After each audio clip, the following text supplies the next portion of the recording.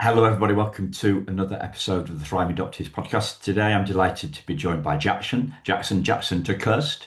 Terkeurst, got it right, Yeah, Jackson? Yeah, yep, cool. Turkhurst, yep. Terkeurst, right? I've Mhm. just got to get the inflection right. So, looking forward to our conversation, Jackson. Today, Jackson. I'm glad that I don't have to say the surname again, right?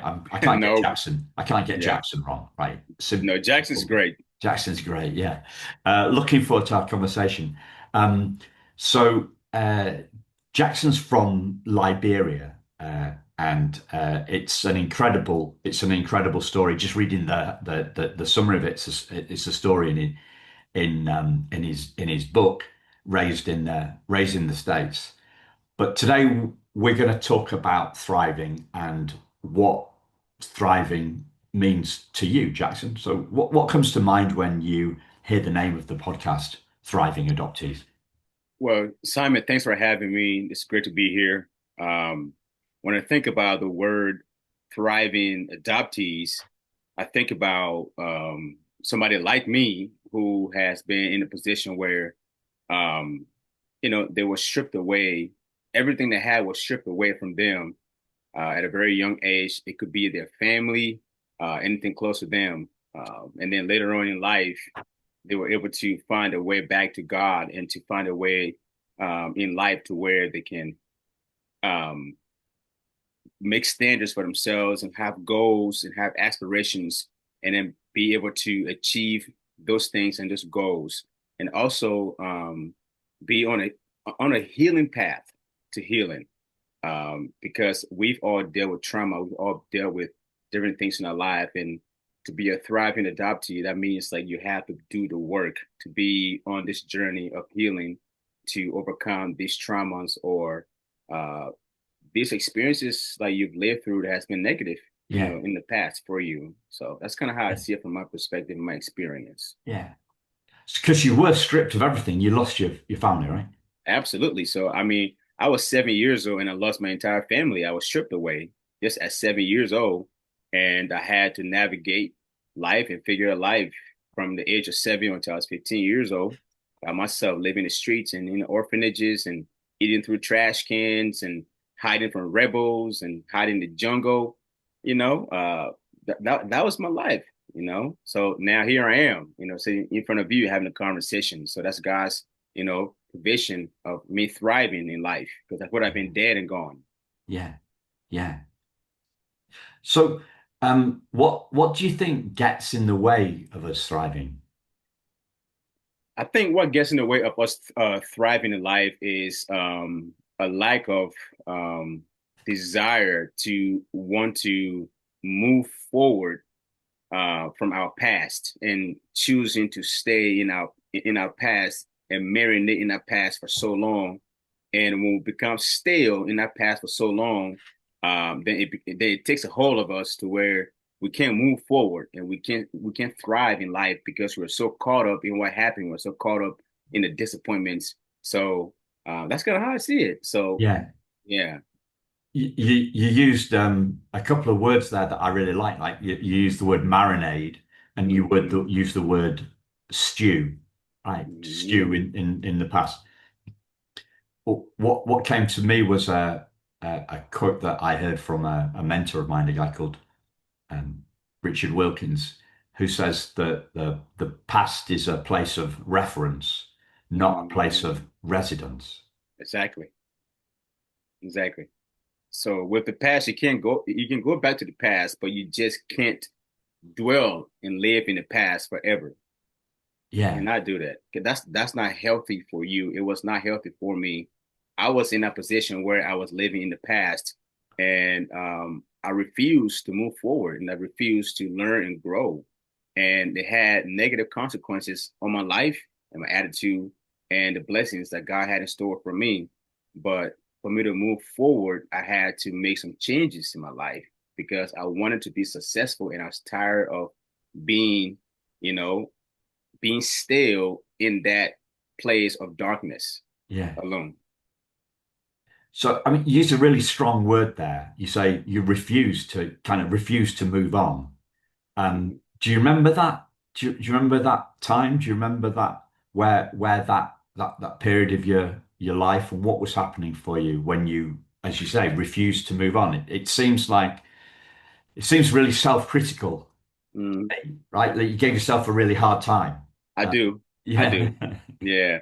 I'm very critical of myself just because I want the best for myself, you know? So I'm always critical of myself and make sure I'm doing what I'm supposed to be doing to reach my full potential, you know? But back then, when I speak about that, I was in a place where I was stubborn, I was hard-headed, I was stuck in my ways, and I've seen war, I've seen death, I've seen everything else. So in my mind, I don't need nobody else. I don't need nothing else. I got it. I don't need it. Right. And that's the wrong approach to life. And if you want to be successful. So I spoke about being marinated. So I was marinating in that circle, back and forth, back and forth. And because of that, I was not seeing no progress. And I was really tired of just being still with no progress in my life. So I made the changes to move forward. yeah. And how old were you? How long did this kind of marinating last? Was it weeks, months, years? How old were you? Tell us a little bit more about that. Well, yeah, I mean, it lasts for years because I mean, coming from Liberia and then coming to America, I'm having to learn myself first of all who I am as a person because I did not have a childhood, and there was a lot of things I missed out on with love, affection, and having a family around, a father around, having guidance. I did not have any of this growing up, so I rely on myself for those things, you know. But I had to really do the work and sit down and be like, listen, I am so tired of just having to be stuck and being, groggy, having an attitude and blaming everybody else around me for what's happening when it's not their fault. Um, and I have the power. God has given me the power to use the skills and abilities I have to move forward and to work on these things that is giving me a hell of a time, you know? So um, from the age of 7, when the war happened until the age of 15, that was a time where I was struggling the most. And then even when I got adopted, it got even worse because being adopted into a lovely home, I struggled tremendously to adjust to stability because my life was always chaos and I was used to chaos.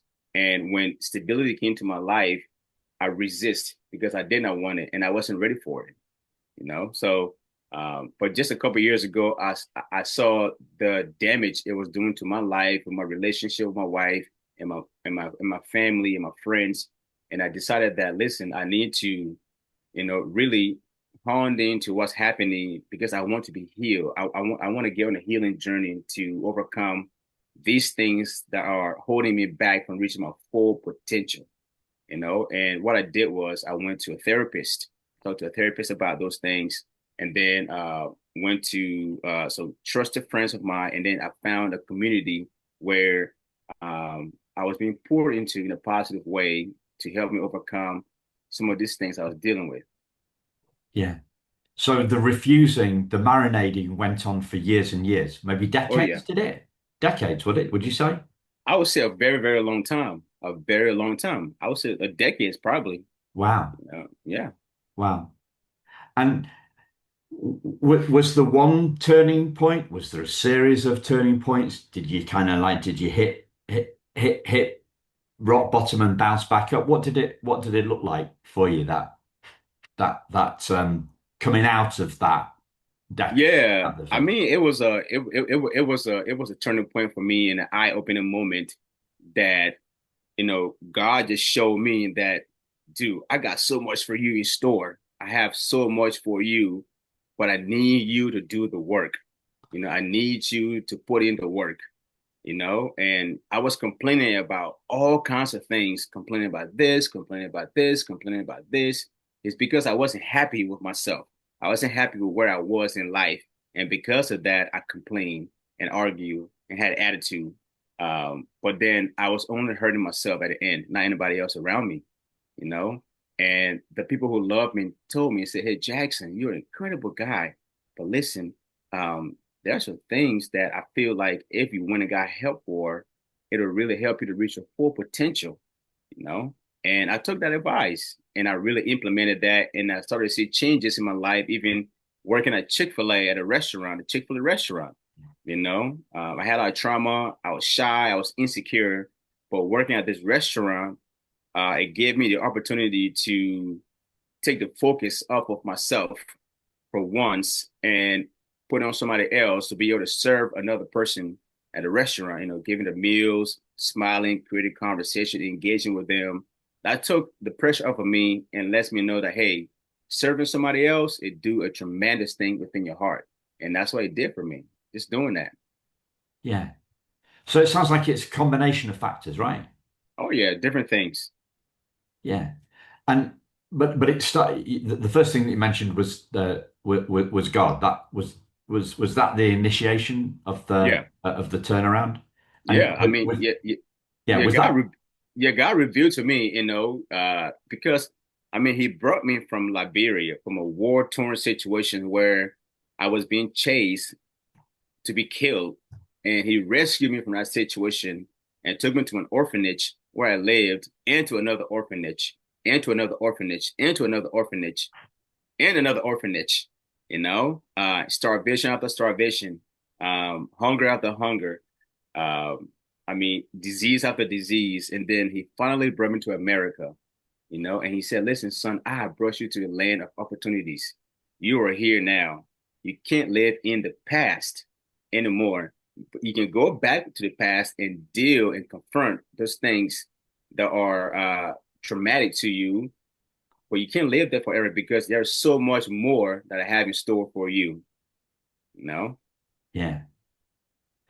So in the blurb for your book on Amazon, Jackson, you talk about um, you talk about the book inviting us to view our personal stories through the lens of a literal and spiritual orphan. Yes. What do you mean by that? Yeah, so it just means like I'm a literal and spiritual orphan. So I was orphaned from the age of 7 years old, until I was adopted at 15, 16 years old. So I was a literal orphan living the life of an orphan. And the things I went through, the experiences I went through, and the work that I did to be where I'm at today, that's my message that I want people to see my story to be an inspiration to you so you can embrace your own story and to embrace your own journey, and to know that your story matters. And what you're going through right now, this is not the end. This is just the beginning. You are going through a process, and you have to trust the process. You have to trust God, and you have to do the work in order to be where you want to be in life. You can't stay stagnant. Yeah. You also mentioned finding your identity in scarcity and trauma. Can you explain a little bit more about that? Oh yeah. My identity in scarcity and in trauma, correct? In trauma. Yeah. Yeah. Well, the scarcity, you know, growing up, I was always afraid that I'm gonna wake up tomorrow and not have no food, which was typical where I'm from. Because some days we'll go without no food, and sometimes we eat once a day, sometimes twice a day, sometimes we will have just warm water for breakfast, for lunch, and for dinner. So then coming to America, where there's abundance of everything, my mother took me to the grocery store and we got some groceries. My brother and I, my adopted brother and I, and we came back home from the grocery store. And I took the groceries into my bedroom and put it under my bed, right? Because I had the scarcity mindset that, oh my goodness, I'm gonna keep this under my bed because if I don't keep it here, someone else would take it and eat it, and I'll be starving tomorrow. So I had a scarcity mindset, and which is pretty bad. And my Yeah. mom had to reassure me, and she said, "Son, you're in America now. You are here now. You are with us. You are safe. You don't have to worry anymore about food. You don't have to worry about anything else. Your daddy owns a Chick-fil-A. There's a McDonald's down the street right here." So you don't have to put food under your table or under the bed no more. You're Yeah. good. So that was what I identified myself as all the time growing up, that I was hungry, I was searching for something, searching. So I didn't know who I was. And my mom had to reassure me that I am safe, I am home, I have no return policy, and this is where I belong. So Yeah. I can rest assured that life from here on out is going to be completely different than the past. Yeah. So, I mean, you talk about finding your identity in scarcity. It's not, it's no wonder, right? Life was Hmm. scarce It for was. you. Life Life was was scary. scarce. Absolutely was. It was scary. I mean, I'm not even part. Words can't really express the level of pain and trauma and scarcity that we and like it was 500 of us living in this orphanage home. 500, and imagine that we all going through the same experiences every day, all day. Starvation, scared, don't know who we are. All we know is that we are orphans and we are statistics of war, and we are homeless, we're nameless, we're barely alive. Those are our identities. That's what we identify ourselves as. But coming to this new life, God has revealed to me that you are none of these things no more. You are blessed. You are chosen. You are a leader. You are my son. You belong. So those things changed my mindset. It changed my perspective, knowing that, listen, I am meant for more. And I don't have to live in the past. I don't have to live scared no more. There's abundance of grace, abundance of food, abundance of everything else around me that I can finally let my guard down and know that, listen, tomorrow is going to be a great day. It's going to be a beautiful day. And God has my back. He's going to provide for me. And I don't have to deal with the past or tell myself, oh, I'm still orphan. I'm still poor. I'm still this. No, that's in the past. I'm in the future now. So I have to live here. Yeah. So really what you're talking about is being hard on yourself for taking time to see that change. Yeah. Yeah. Oh, And yeah. yeah. It, and it's one of those things. That I don't know how many fellow adoptees you've talked to, but we all tend to be pretty hard on ourselves. Yes. But you seem to have like a particularly turbocharged version toughness, right? I have to, man. And I think my drive behind that for me personally is that when I came to America and I realized that, oh my goodness, I'm in the country of my dream. Because to me, America was a mini heaven coming from where I come from. Keep in mind, I was born in a small rural village where I grew up very poor, extremely poor, and I am the first kid in my entire bloodline of my family's generation to come overseas, to be in America, to come and finish high school, to go to college, to get married, to have a job, to have his own car, his own house, and have his own family here. There's a lot of pressure that's on me. So I have to hold that standard. I have to make sure that God called me for a reason to be in this position I'm in. I'm not just adopted because I'm adopted. I'm adopted to change the trajectory of my family's generational legacy. You know, Yeah. so I had no choice but to make sure that I do these things and go to school, finish school, get a job, and put myself in positions where I can help my family in Africa to continue our legacy here in America. Yeah. Wow. This this constant a story came to mind actually from my own life, Jackson. So my dad died about yeah not about he died eight years ago, Hmm. and he ran his own business. Well, ran a business with his wife, my mum, and I went into that business. And maybe about 12 years ago, we were having lunch, and I was talking to him about him worrying about the future, which Hmm. he he did, but he didn't talk a lot about it, right? But I do remember it being he was very driven Yeah. driven by avoiding driven by avoiding loss. Yes. So he went in business. He went from very very optimistic to very pessimistic, Mm. but he was driven. He was worried about. I remember one time on holiday, he said, "I wonder if I'll have a business when I get home." Oh, wow. So that was one of the rare moments where he shared his worries. Right? Mm. Mm. And I was maybe about 10 at that time. I know, roughly. But anyway, fast forward. I was talking to him about this worry about the future, and said, I was asking about it, and he said, "Well, it it kept me on my toes, right? If I was worried about the future, then that would stop me doing things that would endanger the business. It kept me on the Mm. toes. It kept me on my the insecurity kept me playing at my top game, right?" Right. Yeah. And I said, "Yeah, I can see that, Dad. But didn't it stop you in enjoying life as well, Mm. Mm. and and feeling secure?" Something along those lines. I can't remember exactly what I said.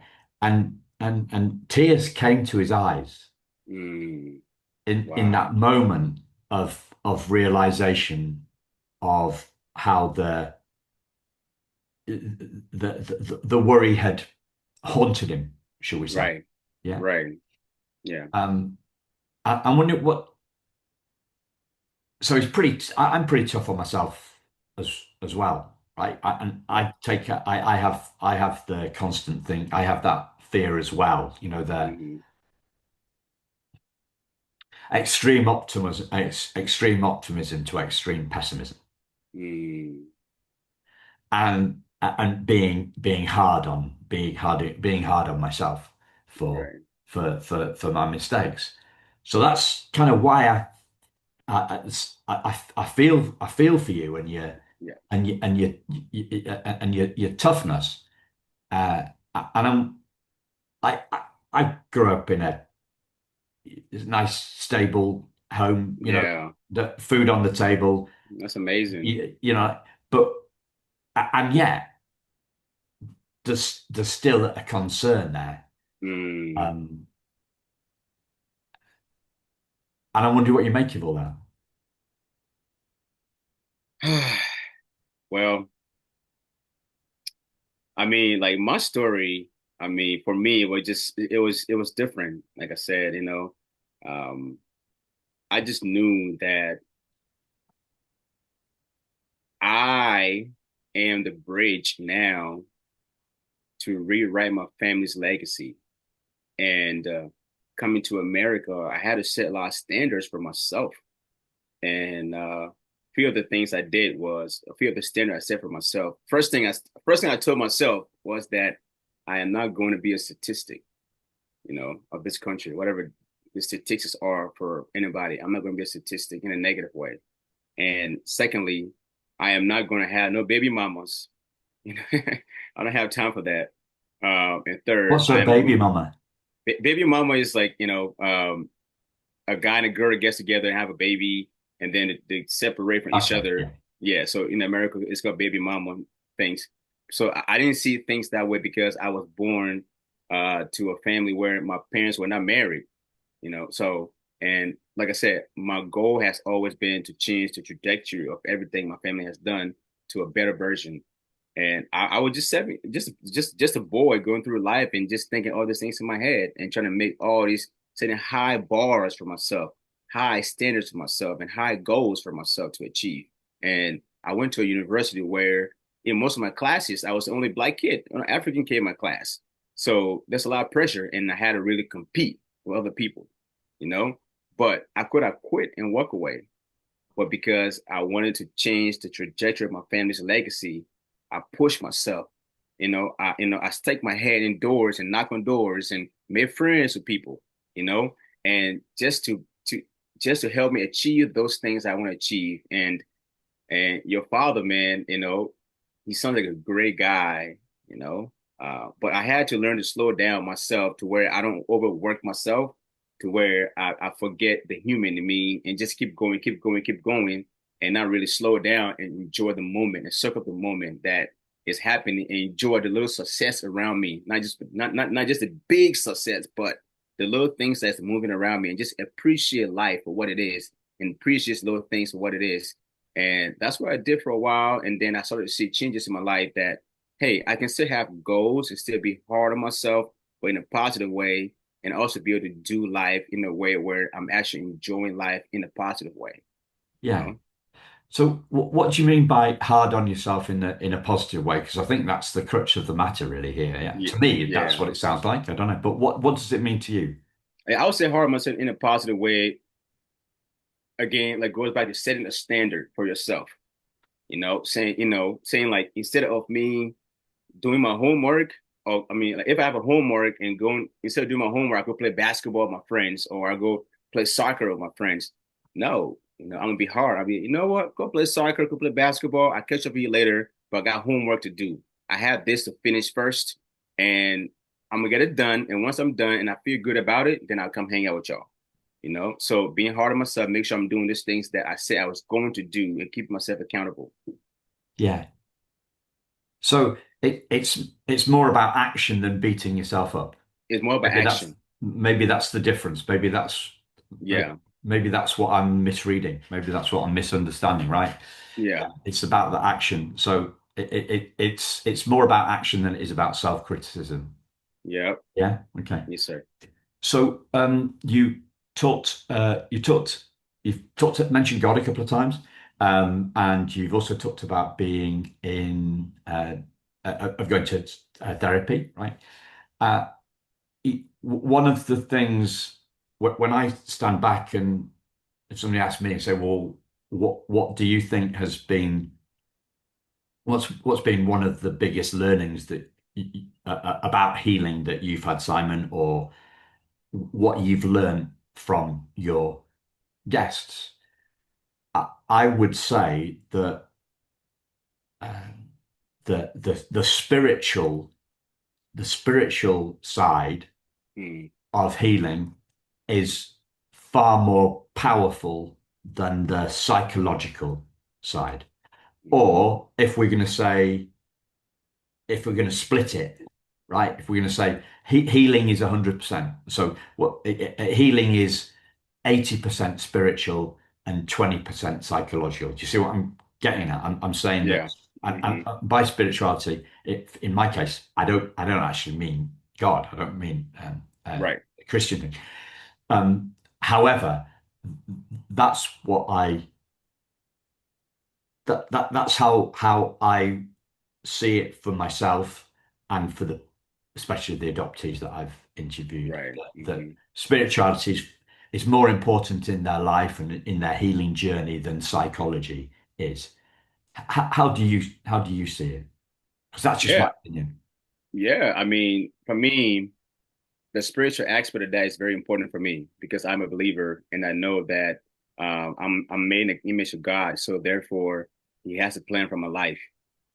So the spiritual part of my healing plays a vital part, uh, for sure, because in this healing process, um, most of the people that I had conversations with and went to for support were people from church, and my pastors or youth group and people along this line. So those are people who I went to help me to understand things on a much spiritual level, to understand my identity and who I am and who God sees me as to be, on a spiritual level. So I was able to get an understanding on that. And it helped me a lot to really realize like I have so much potential that God has given me, despite of my situation, despite of uh, the trauma or the life I had lived. There was so much more I had to offer to the world, you know. Yeah, So that was a spiritual part of, for me for sure. And I just did the work, and I believe that God was going to use my story, this testimony He has given me, to inspire so many people, and ultimately to empower other adoptees or whoever it may be to embrace their own journey or whatever it is they're on, you yeah. know? Um, a question, if we kind of draw the two things that you said in the last 5 minutes or so. I've been talking about this with self-critic stuff. Yeah. Yeah. And I'm wondering whether you talked about being made in the image of God. Yeah. And I'm wondering if those uh, two things are related in the sense that uh, if we're made in the image of God, then we're less critical of ourselves. We can't help because we would be criticizing what God is in a God. way. Do you see what I mean? Yeah, and I see what you mean, but I mean, we are made in the image of God, but we are still human. We still have the human abilities and human capabilities to do different things. And the devil is real, and everything else is real around you. But being made in the image of God is that I am His son, and on a spiritual level, I am. So therefore, He has a plan for my life. You know, so I hold on to that, and I cling on to that, knowing that despite of everything else around me, because I know that He gonna use my pain and use my hardship for His glory. Does that Yeah. make sense? Yeah. So I'm barking up the wrong tree with the inner critic thing. It's actually more about meaning. It's about, Yeah. it's about, so uh, we say this in a rather crude way. I've started, so I finish. We turn the shit that we've been to into the manure to help others grow. Yeah. Yeah. So Yeah. yeah, but Is that closer to it? Am I closer to the mark there? yeah, or like say that one more time again. Like what was Uh, it? we, um, we use the shit that we've been through Hmm. into the manure to help others grow. Yeah, I mean, like we can definitely use our past experiences to help others grow, for sure. For example, for me, my experience as being orphaned and being homeless and being all those things, I'm able to use those things, that pain that hurts so bad, to tell that story like I am now with you to make a positive impact in someone else's life. So that's where I'm going with this, and that's where my goal is for that. Yeah. Does that make sense? Yeah, yeah. So in a couple of words, it's turning your pain into purpose. Right. Turning your pain into That, purpose. Yeah, that's that's it. a nicer way of saying it without any cuss words, right? So. Yeah, so that's kind of how I see, my life is turning my pain into purpose and its purpose into helping other people fulfill their purpose as well. Yeah, Because and our pain can be used for a lot of great things. If you see it from that perspective, people use their pain to go to drugs or different addictions and other things and go negative and whatnot. But man, I don't know. God did His thing in my life to where He just changed my mindset, my brain, my heart, and just gave me this encouragement, this push that, man, I know your life sucked in the past. It's terrible.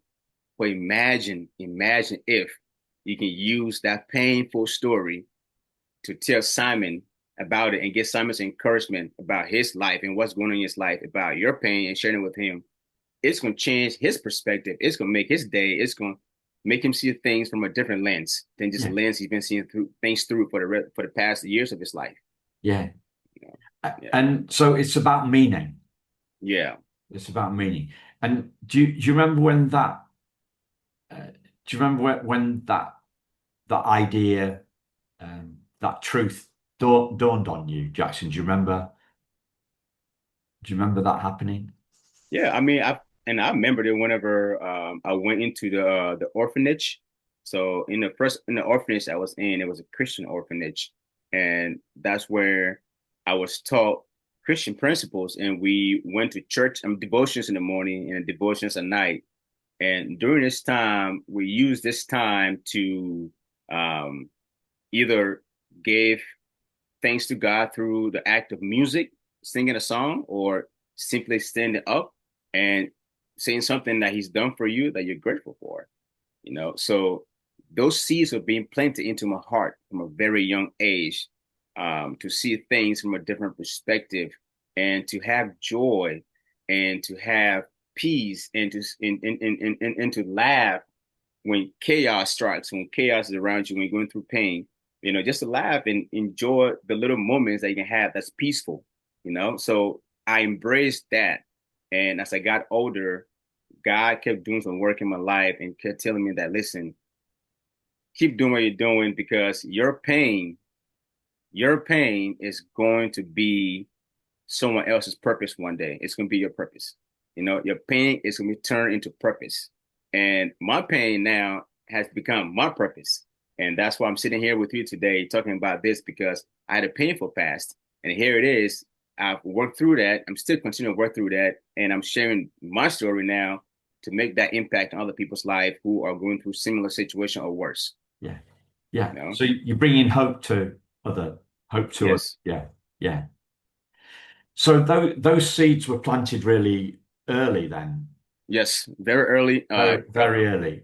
Yeah, Yeah. very early in my life, and then even when I got adopted, I was adopted into an incredible family where my family have really good family standards and morals and all those things, and we're connected in community with church and small organizations and whatnot and youth groups. So I was able to continue to grow in that realm, in that mindset, in that heart space. So and I just and I saw the benefit in that. I saw how whenever I shared my story or just parts of my story, anybody I met, they were so moved and inspired by it. And they would comment, "Why are you so? You don't look like you're an orphan. You don't look like you've been in a war. You don't look like you've been starving. Your attitude is so different." And that was my goal. My goal was to, not just sit and drown in my sorrows, but get out of my sorrows and do life and use this story that's been given to me to help other people because through that process, myself can be inspired and can find healing along the way from Yeah. doing that, and helps. It does. And was the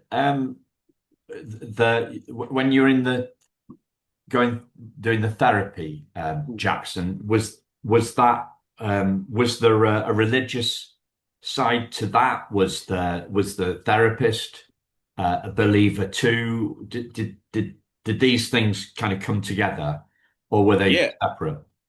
yeah. I mean, like my therapist was a believer,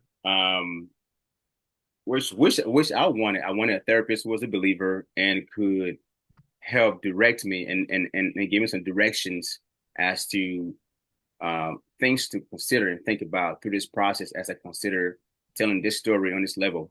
Yeah, But yeah, most of my therapists I had was all believers, which I wanted, which I needed, because then that aligns with my vision, that aligns with my heart, that aligns with who I am, and I can get spiritual and impactful messages from them and advice from them, guidance from them that will push me to continue on this path that I'm on. yeah. And what role did the therapists play in your turning around when you stopped identifying with scarcity and trauma? Well, he just helped me realize that my trauma can be used to inspire other people, and the trauma that I have experienced in life is terrible. First of all, he acknowledged my traumas are terrible. It's bad. Hold on, real quick. My computer dying. 1 second. Oh boy. Come on. Boom. Boom. Boom. Just having a few technical glitches there. You okay? You back in? Yeah, I'm back in. My Cool. computer was dying. Okay. Okay. So the therapists they helped they acknowledged the trauma, which is validated, but they were instrumental in the bigger Yeah. picture of it. Yeah, they were very instrumental in my development to be where I'm at today and to help me see things from a different angle, a different perspective, and just letting me know that what I've lived through is terrible, and the life that I live has been bad, but I have done great by taking the first step to come to therapy. I've taken the first step to come and seek help. And I've realized that something's wrong, that I need support. And I took that first step. So that's what it's all about. You know, when you're going through these things, you have to take that very first step. You don't have to see the end of the road to take that step. Just take the very first step, and it will lead to different things along the way that's beneficial for your future. Yeah.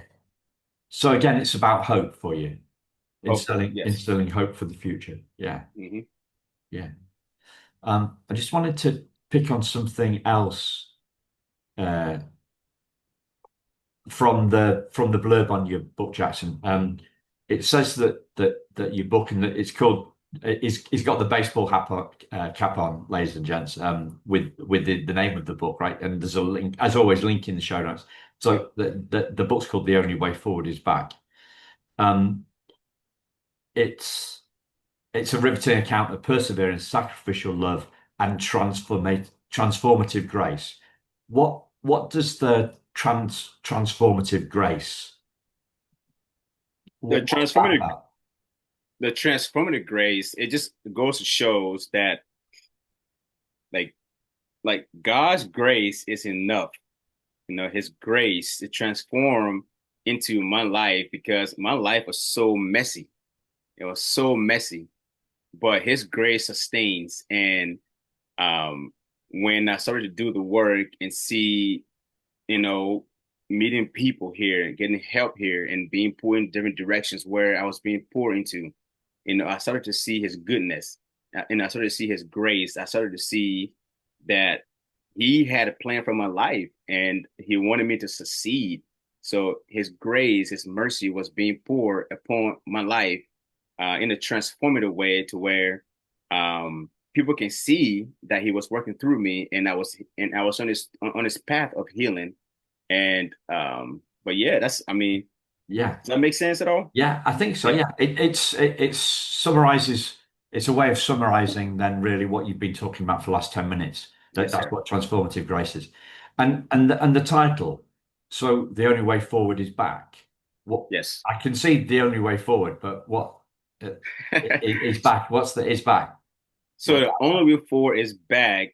That means that God has given like to know who we are as a person, we have to start with who we were. So in this case, for me, I was a grandson of a witch doctor. I was a son of a town chief, a Liberian orphan, a statistic of war. I was nameless. I was homeless. I was barely alive. So that was my identity. That was who I was. But then to know who we really are, we have to go back. So for me, like as I mentioned earlier, I had to go back to my past. I had to go back to my trauma and face those trauma. And I even had to go back to Liberia, my home country, right? And to walk amongst some of those places where I was traumatized, just to face those traumas, just to face it head on, and to do the work because I was tired of living in the past, and the past had a hold of me in a way that was affecting my life in a negative way. Right. And my goal was to move forward in life, not having that holding me back. So I can't move forward in life and not having to deal with the past. You can't do that. You just can't move on and be like, oh, I'm fine, I'm great. No, no, no, you're not. You have to deal with that first. Because if you don't, it's gonna come back and haunt you later on in life. Yeah. And I didn't want that. So for me, the only way forward is back. This is my personal story of having to go back to identify who I always see myself as in the eyes of God, His Son, loving, chosen. And I was not an orphan. I was not adopted. You know, I am His son. You know, the situation was just different. So I'm just grateful that He allowed me to go back to deal with some of these things I was dealing with to be able to move forward in life to where I'm at today. Yeah. So it's back to who you originally are and always are, right? The Right. child of God.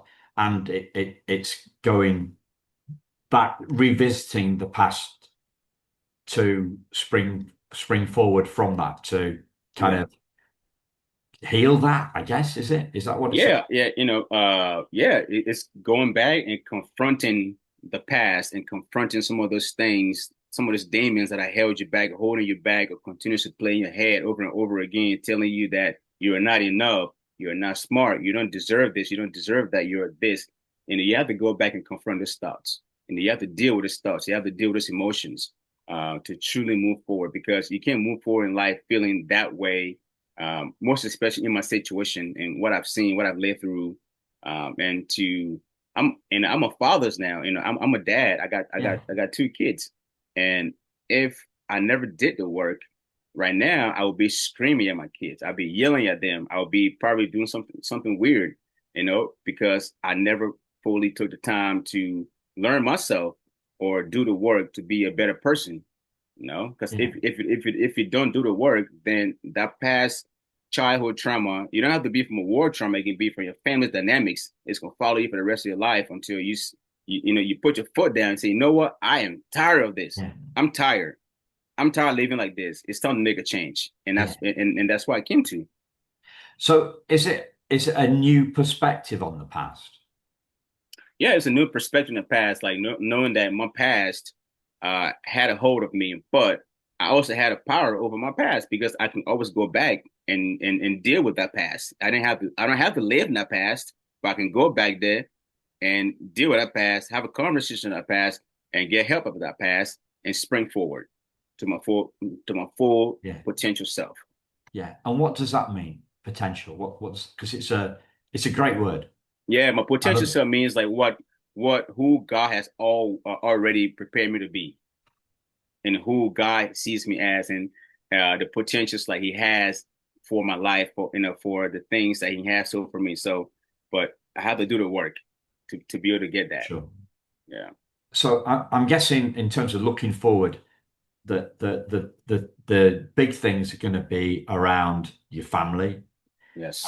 around this inspirational speaking work and the inspirational part of your life. What else is there? I mean, because you're an entrepreneur, aren't they, as well, Right. right? Yeah. Yeah. So Yeah. is that are they the three main parts of the important parts of your future, or Yeah. what does the future look like for you in terms of this potential? Well, right now, I'm just being present where I'm at, and taking advantage of the opportunity God's given me to write this book and tell my story. And like I said, I'm a father and a husband, and I have a small business I run. But the future is in His hands. I don't have control over that, and all I can do is to continue to do the work and to prepare myself for when the opportunity comes my way, because he sees the work I'm doing. He knows that, and he knows what I deserve, and what he has in store for me. So, but the future is completely in His hands. It's not in my hand. I just have to be obedient and do the work that He has called me to do, and He can bless me in the future, whatever He thinks I deserve the best Yeah. in His eyes. And by the work, you mean the inspirational stuff, do you? Is that is Do the inspirational work and do the internal work, within my right? heart. And I am not fully healed. I'm not, so I have to continue to strive to work on myself every day, all day, so continue to strive, continue to serve other people, continue to have to spend time with Him, continue to share this message of hope and resilience with my brothers and sisters, and continue to be obedient, to Him. And what does the work on yourself look like now in terms of healing stuff? I would say work right now. It looks like, I'm in therapies right now. I'm still in therapy. I'm in therapy myself, and my wife's in therapy, and we do couples therapy together to get that professional support and help we need, to continue to work on myself. And I also go to the gym, 4 times a week. I go to the gym 4 times a week for an hour, 4 times a week. And, I also serve at the church and do other things at the church.